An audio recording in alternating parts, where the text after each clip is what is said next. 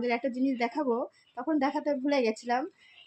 এই যে ব্লাউজের ডিজাইনটা আছে না, এই ডিজাইনটা শুধু এইটা শুধু ছিল, আর এই ডিজাইনগুলো পাথরগুলো সব আমি করেছি হাতে, আমার নিজের হাতের কাজ। দেখো কেমন লাগছে অবশ্যই জানাবে। এগুলো পাথরে যেগুলো আছে সেগুলো সব আমার নিজের হাতের কাজ। কেননা আমি যখন সুরাটে থাকতাম তখন আমি এই স্টোন বসাতাম শাড়িতে।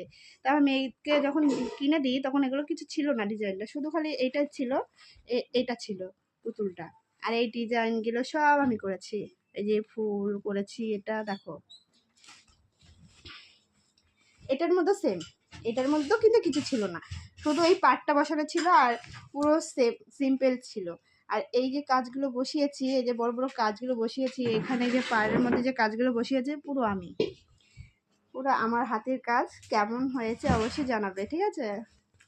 আমি আগে স্টোনের কাজই করতাম, তো এখন তো এখানে আছে কিন্তু করি না। এখানে তো ওখানকার মতন খুব একটা ইনকাম নেই, তো তাই করি না। দেখো পুরো এই যেগুলো সব আমার হাতের কাজ।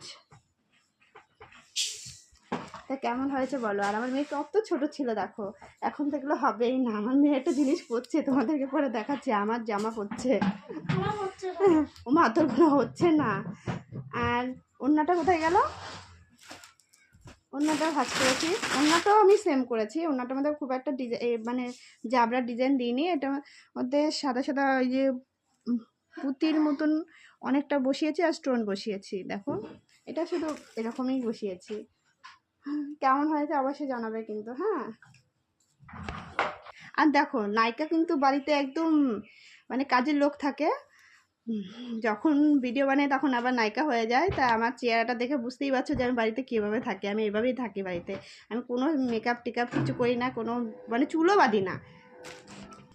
আমার মেয়ে দেখো কত শাড়ি ছোটোবেলায়, দেখেছো? এগুলো সব পাশের বাড়ি থেকে বুনিয়ে নিয়েছিলাম মেয়ের জন্য। এটা এটা পাশের বাড়ি থেকে বুনিয়ে নিয়েছিলাম, আর এটা আমার দিদি নিজের হাতে বুনেছে। এটা আমার বুনে আর দিদি আমার মেয়েকে দিয়েছিল গিফট, তখন ছোট ছিল। তা কেমন হয়েছে বলো? এখন তো এই শাড়ি লাগবেই না, কিন্তু রেখে দেবো যত্ন করে, যাতে আমার মেয়ে বড় হয়ে দেখতে পায়, খুব যত্ন করে রেখে দেবো। এই যে দেখো কত ছোট, এখন লাগে না, যত্ন করে থাক। এটা কিনেই নিয়েছিলাম। ঠিক আছে, পরে আবার কথা হবে। অনেক কিছু দেখে ফেলছি আমি, এখন গুছাচ্ছি তো, তাই এখন মেয়েটা আবার বের করেছে আমার বিয়ের ওড়না। তা আমি সব কিছু গুছিয়ে রাখছি, শীতের জামা কাপড়গুলো, তার জন্য এগুলো বের করা। ঠিক আছে, পরে কথা হবে। তোমরা সবাই ভালো থেকো, টাটা।